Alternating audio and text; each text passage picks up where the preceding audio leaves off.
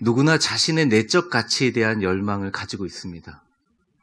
아무리 악한 사람도, 아무리 선한 사람도 똑같이 마음으로 자기 자신이 옳다는 마음은 변함이 없습니다. 누구나 자신의 마음은 왕입니다. 성경은 그것을 너무 잘못됐다고 또는 너무 잘한 것이라고 이야기하지 않습니다. 성경은 그 자체를 중립적으로 바라봅니다. 왜냐? 누구든지 자기 자신을 사랑하는 것이 얼마나 크고 자기 자신을 존재하게 하는 이유라는 것이죠. 자신이 형편으로 살 수 없는 몇백만 원짜리 명품 가방을 결혼도 안 한 처녀들이 주렁주렁 강남에 들고 다니는 것들을 보면서 이것을 낭비라고 하기 이전에 그 속에 숨겨진 어떤 철학이라든지 삶의 모습을 보게 되면 대부분 이 가방은 그 돈의 가치가 아니라 내적 가치를 나타낸다고 할 수 있죠. 오히려 명품을 많이 소비하는 나라일수록 자신에 대한 자존감이 떨어진다는 보고가 있습니다. 왜 그러냐면 그 가방을 삼으로써 자신이 갖고 있는 내적 가치가 부양되기를 원하는 욕구의 충만이라는 것입니다. 아무리 자신을 부인해도 이 자리에 있는 여러분들이 지금의 모습보다 더 나아지기를 원하고 여러분들이 많은 사람들에게 내적 가치를 인정받고 싶어하는 욕구는 아주 정직하고 그것은 자연스러운 것입니다.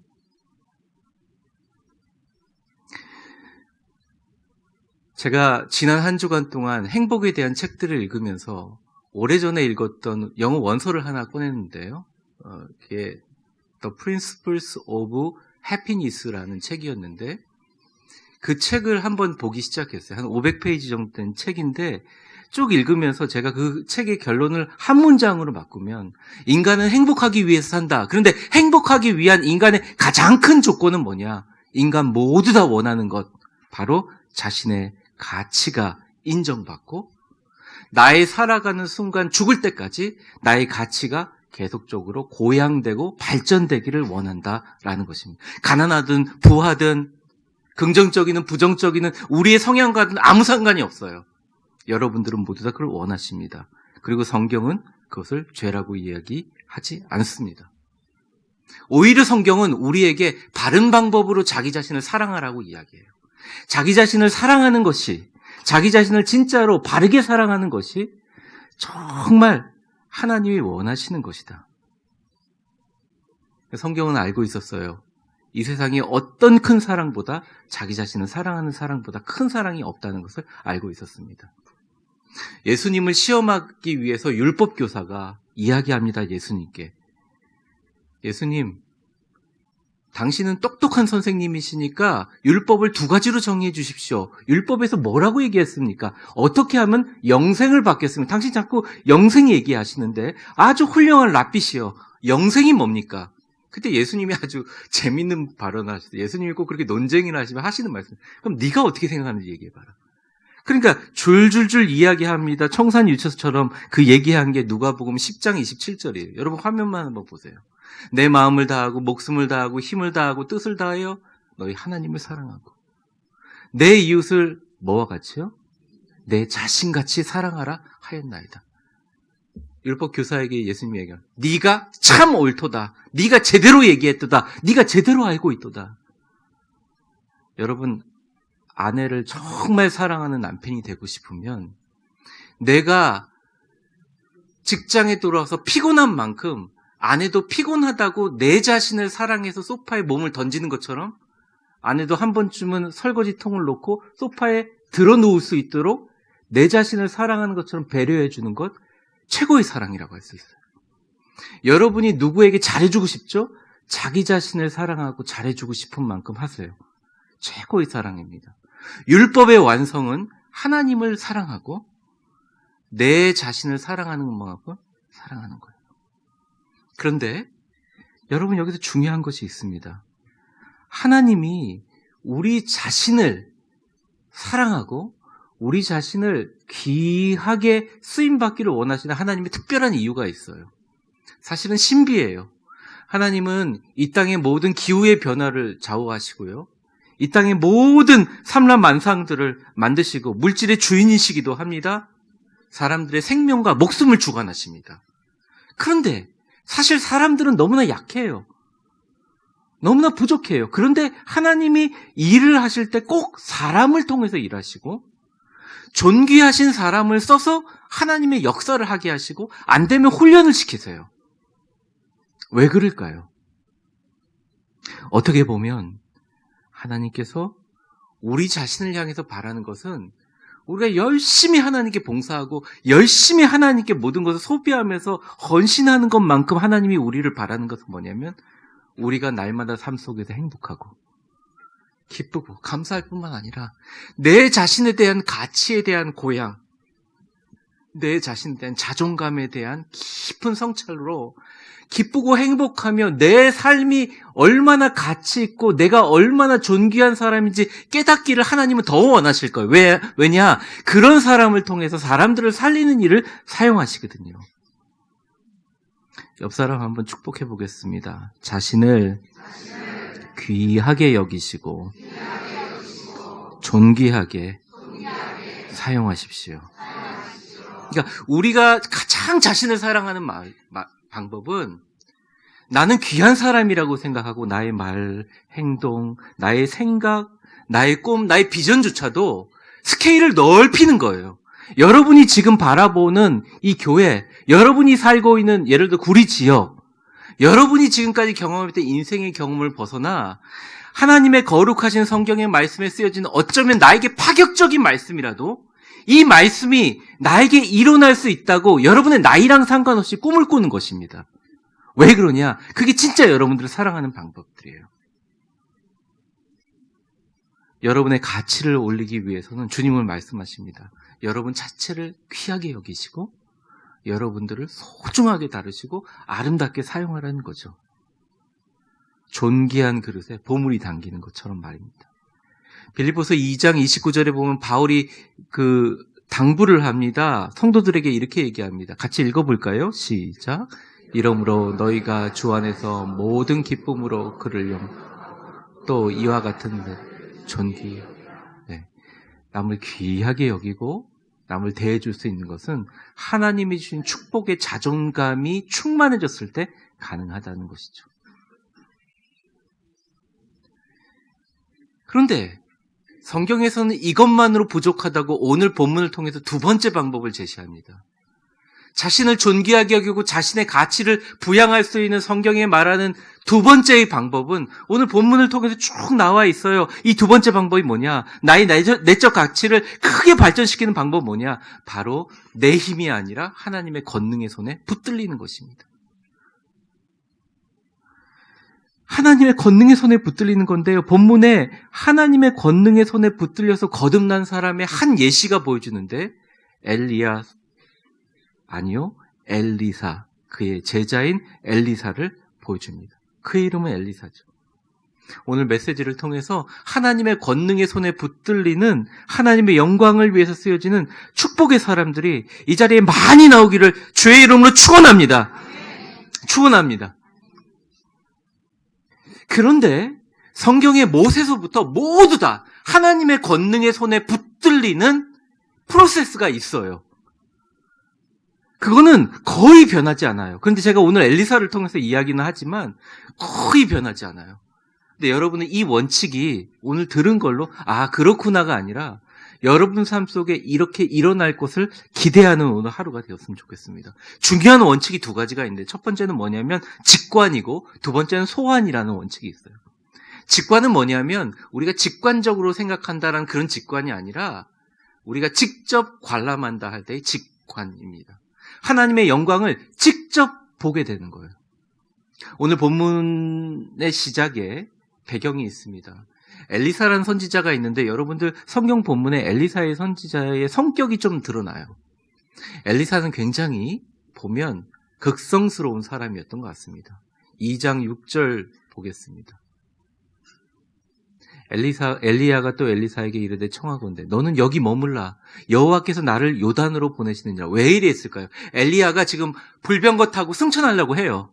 그러다 보니까 하나님 앞에 영적으로 천군천사가 내려와 불병거 타고 승천하는 이 위대한 광경에 나 외에 다른 사람이 끼기를 원치 않는 거예요. 그러니까 그리고 그 자리로 건너오지 못하게 다른 사람들이 어떻게 강을 건널 수 있어요, 사람이. 물 위를 걸 수 없잖아요.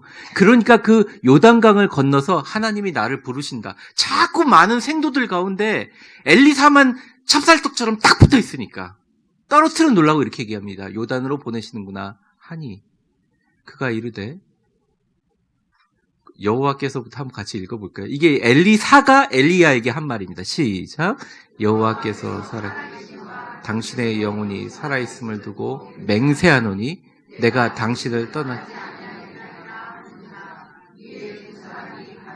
자, 누구 고집에 누가 이겼습니까? 그래서 이거를 너무 황당하고 이게 무슨 일이지 하고 쳐다보는 사람들이 보입니다. 7절 한번 보세요. 같이 한번 읽어보겠습니다. 7절만 시작.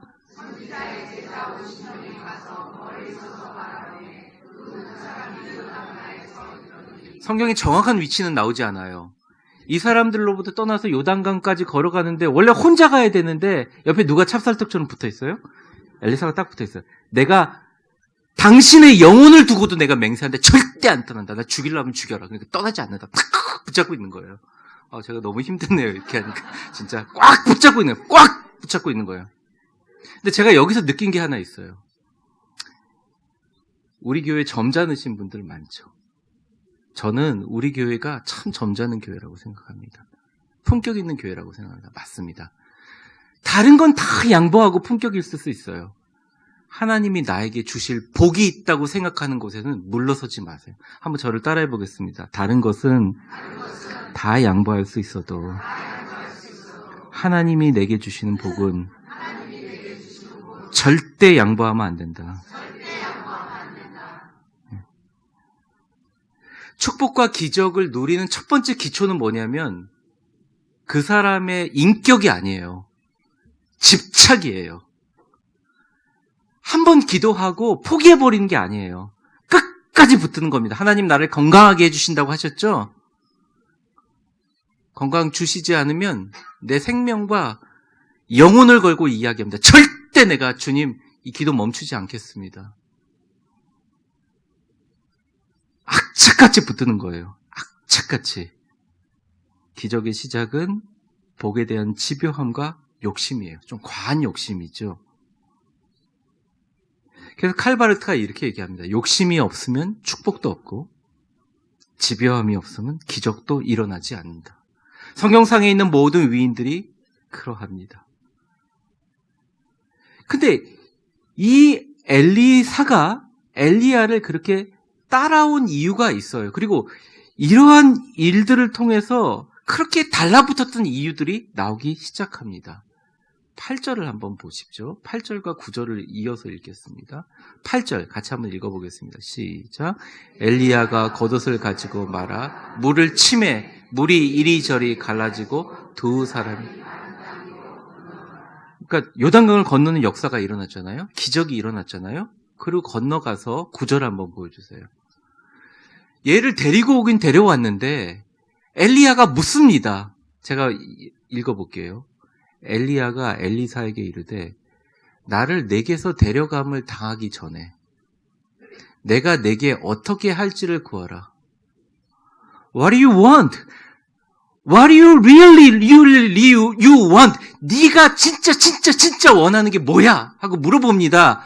그때 엘리사가 말도 안 되는 얘기를 해요. 저를 한번 따라해 보겠습니다. 당신의 성령이 하는 역사가 갑절이나 내게 있게 하소서. 여러분, 엘리야가 어떤 사람입니까?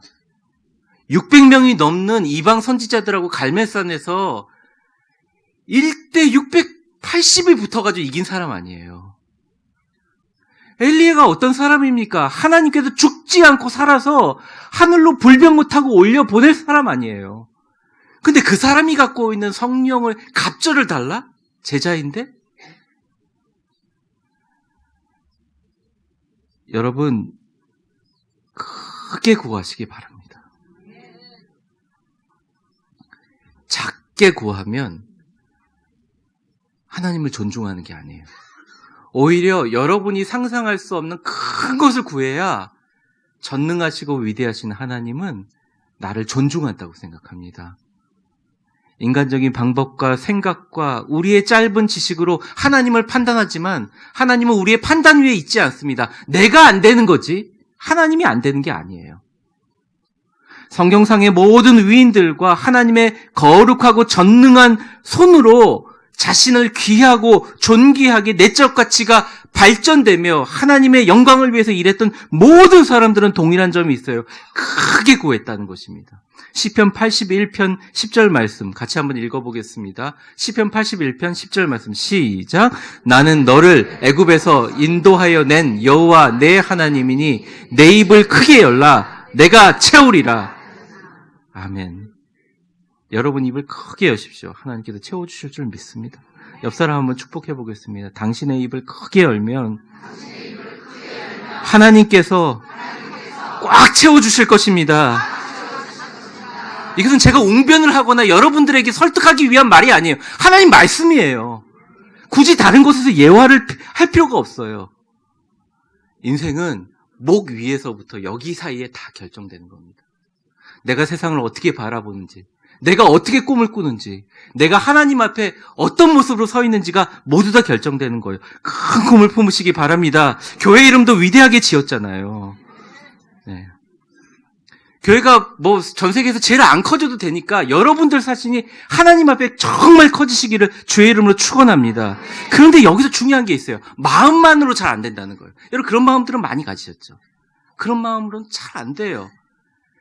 그런데 이 말도 안 되는 소원에 대해서 엘리야가 그 따라온 집요한 엘리사에게 어떻게 하나님의 기적이 너에게 임하는지의 비결을 하나 가르쳐 주십니다. 그게 굉장히 유명한 말씀이에요. 10절 말씀인데 천천히 한번 읽어보겠습니다. 시작. 이르되 내가 어려운 일을 구하는도다. 그러나 나를 내게서 데려가시는 것을 네가 보면 그 일이 내게 이루어지려니와 그렇지 아니하면 이루어지지 아니하리라. 보면 이루어진 거예요. 직관.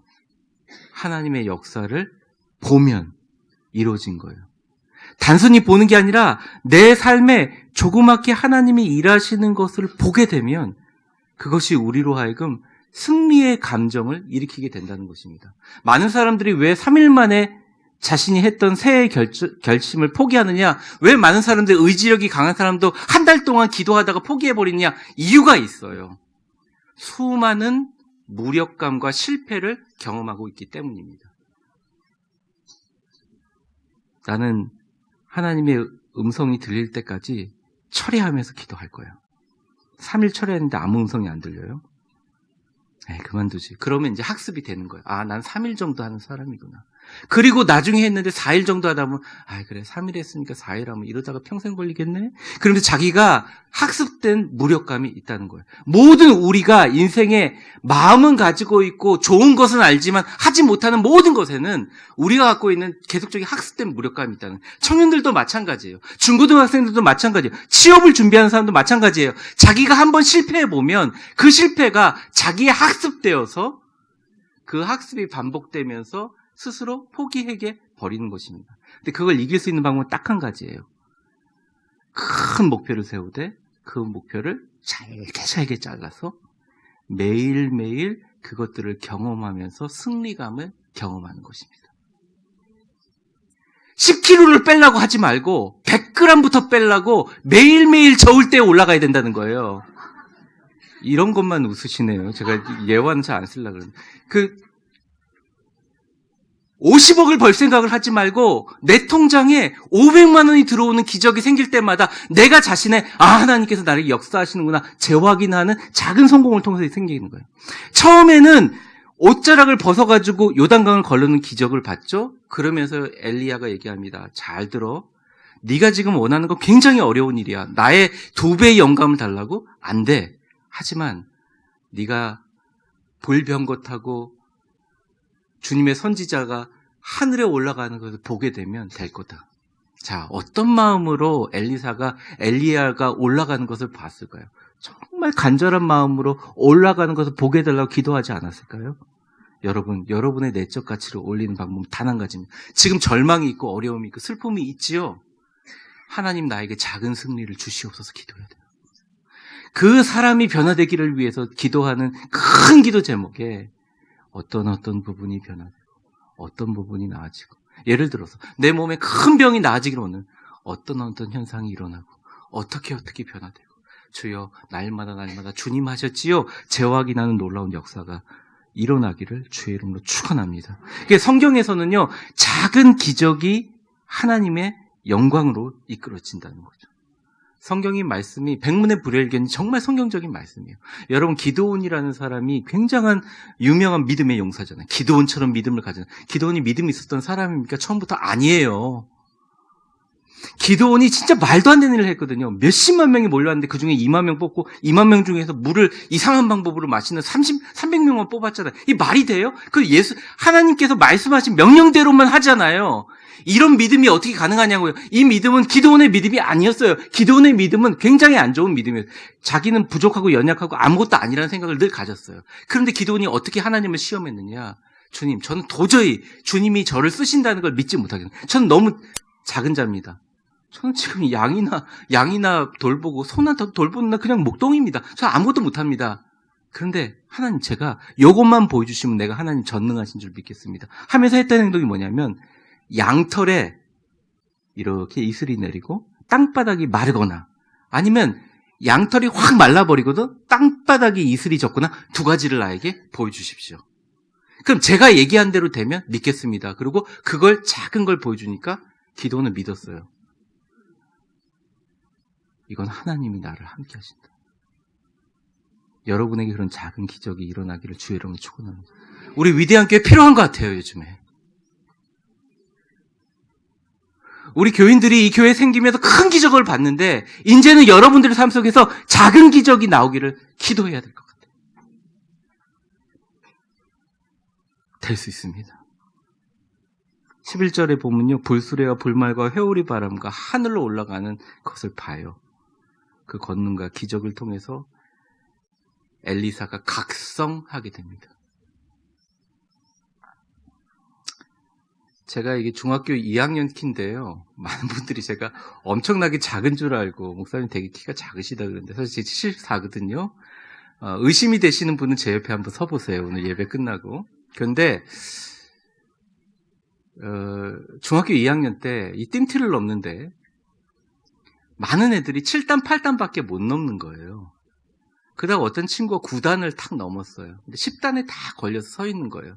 그러니까 체육 교사 선생님이 재밌어가지고, 야, 이거 넘을 때까지 한번 해보자. 근데 애들이 넘어지고 부딪히고 뛰다가 멈추고 난리도 아니에요. 근데 제 앞에 있는 저보다 좀 작은 친구가 막 뛰더니 자기도 어떻게 뛰었는지 모른다는 상황으로 벌쩍 뛰어버렸어요.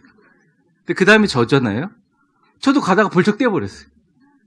우리 반에 있는 반 이상이 10단을 다 넘어버렸어요. 뭐 여러분 놀라지도 않으시는데, 어쨌든 제가 그런 거예요. 제 앞에 뛰었던 한 사람이 이게 가능하구나 라고 보여준 거예요. 그게 여러분에게 지금 필요해요.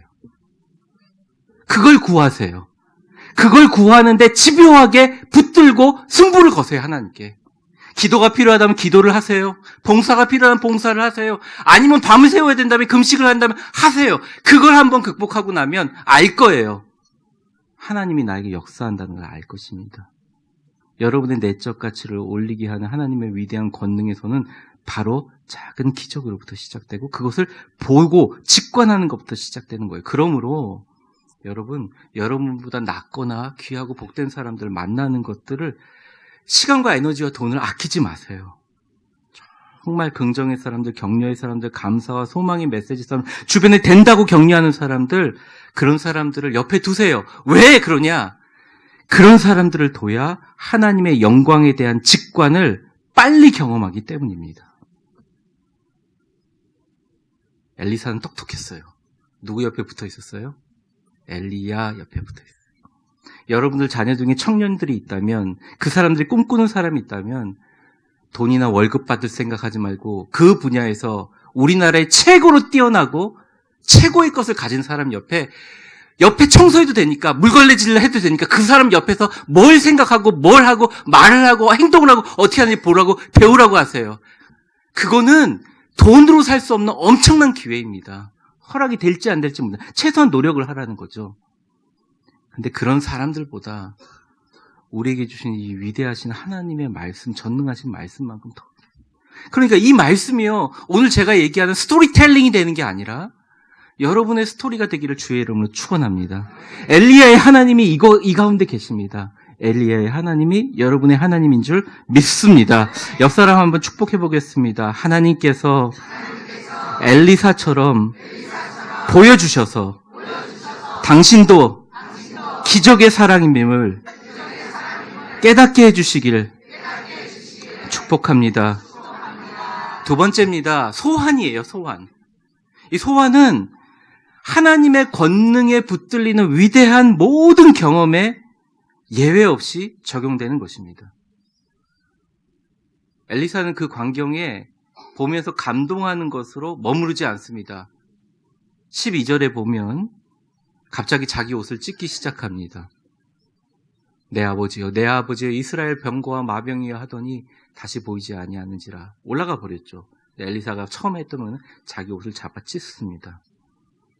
선지자에게 옷이라는 건 굉장히 귀중한 이유. 선지자에게 옷이라는 것은 자기의 능력과 지혜와 아는 범위들을 이야기하는 것입니다.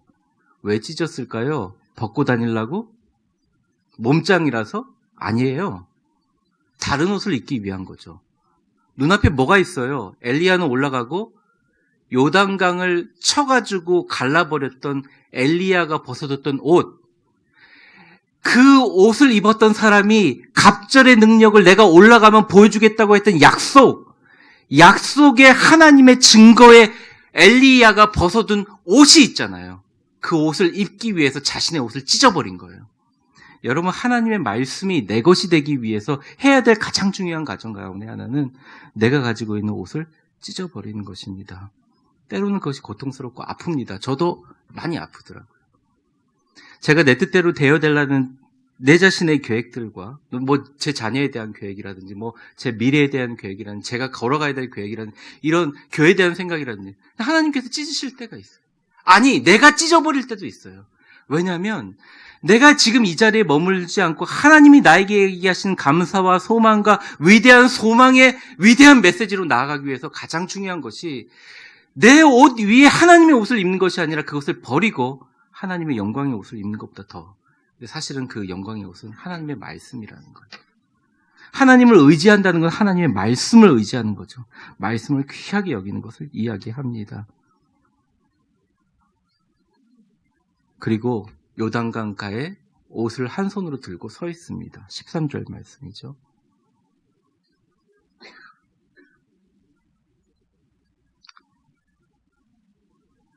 어쩌면 여러분과 저는 하나님의 어떻게 보면 엘리야가 벗었던 약속의 겉옷을 붙잡고 요단강가에 다 서 있는 사람일 수 있습니다. 위대한 교회를 통해서 여러분의 삶의 여정을 통해서 인생을 통해서 사실 하나님의 작은 권능과 기적을 경험했지요. 기도하면 된다라는 믿음도 있을 수 있습니다. 하지만 막상 찢어진 자기 옷을 버리고 엘리야의 약속의 겉옷을 들고 나도 이와 같이 요단강을 가르기 위해서 쓰다 보면 두려울 때가 많습니다. 요단강은 시냇가가 아니에요. 굉장히 깊은 바다와 같이 깊은 강물입니다. 그 앞에 서 있을 때가 우리도 있습니다. 믿음으로 나아가면 기적이 바로 시작될 것 같은데 그 믿음 가운데 우리가 해야 될 위대한 행동 하나를 빼먹기 때문에 그게 뭐냐면 소환하는 것입니다. 저를 한번 따라해 보세요. 전능하신 하나님을 지금 이 자리에 소환하십시오. 강력하고 담대하게 주저하지 말고 여호와 하나님을 소환하십시오. 14절의 말씀입니다. 우리 크게 한번 읽어볼까요? 시작. 엘리야의 몸에서 떨어진 그의 겉옷을 가지고 물을 치며 이르되 엘리야의 하나님 여호와는 어디 계시나이까 하고 그도 물을 치매 물이 이리저리 갈라지고 엘리사도 저를 한번 따라해 보겠습니다. 엘리야의 하나님 어디 계십니까? 여러분 성경책이 엘리야의 옷이라고 생각하고 한번 들어보겠습니다. 성경책. 엘리야의 하나님, 어디 계십니까? 영원히 함께 하신다고 하셨죠? 나의 하나님, 역사하여 주시옵소서. 이 성경책으로 여러분들이 불가능하게 여기고 갈라지지 않을 것 같은 요단강을 갈라야 되는 거예요. 그게 진정한 내적 가치의 향상입니다. 내가 아무리 내적 가치가 뛰어난 사람이 얘기해도 인정하지 않아요. 그냥 나에게 와서 봐라, 하나님의 권능을 보라 하면 끝나는 것이죠. 저도 기도합니다. 엘리야의 하나님 어디 계십니까? 나의 하나님 계시다면 응답하여 주십시오. 정 목사의 하나님 어디 계십니까? 영원히 나와 함께 하실 것이라고 하셨죠. 말로만 소리 지르는 게 아니라 우리의 행동과 외침과 눈빛과 온몸으로 주님을 소환하는 것입니다. 우리의 믿음이 부족한 것을 주님을 소환함으로 이겨나가는 것입니다. 사랑하는 성도 여러분, 기적의 하나님, 엘리야의 하나님 여기 이곳에 있습니다. 지금. 말씀을 정리해 보겠습니다. 누구나 내적 가치에 대한 열망을 가지고 있어요. 그리고 지금보다 삶이 더 나아져야 된다는 소망을 가지고 있습니다. 그러기 위해서는 자신의 것을 귀하게 여기고 존귀하게 행동하고 여기는 것이 중요합니다. 하지만 성경에서 말하는 자신의 내적 가치를 발전시키는 것은 내가 내 자신을 고향함으로 느끼는 것보다 더 위대한 것이 있어요. 그것은 위대하신 하나님의 권능의 손에 붙들리는 것입니다. 하나님의 권능의 손에 붙들리기 위해서는 먼저 우리 하나님의 권능에 대한 강력한 집착과 노력과 집요함이 필요합니다. 어떤 분은 기도 카드를 내라 그러면요, 뒷면까지 깍 적는 사람도 있어요. 다른 카드도 기도하지만 기도 뒷면까지 적는 분들이 있으면 제가 마음속으로 기도합니다. 하나님, 이 욕심과 이 마음에 하나님 복 주시기를 원합니다. 양보하면 안 돼요. 엘리사처럼 딱 붙어 있어야 돼요.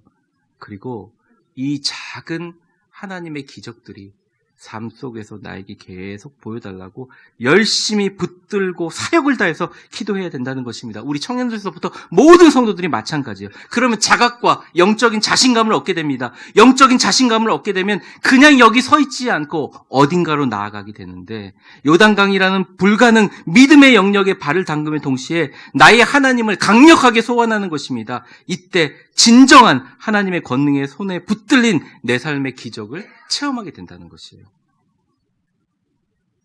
너는 내게 부르짖으라, 내가 내게 응답하겠고 내가 알지 못하는 크고 비밀한 일을 내게 보이리라. 우리 위대한 교회 교인들에게 보여주실 줄 믿습니다. 한 문장으로 정리하면 이거예요. 위대한 우리의 내적 가치의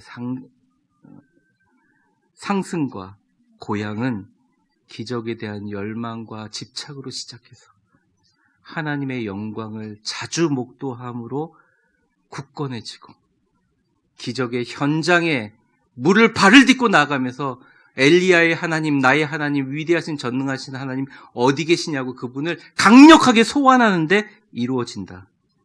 여러분, 그러한 위대한 성도들 되시기를 주의 이름으로 축원합니다.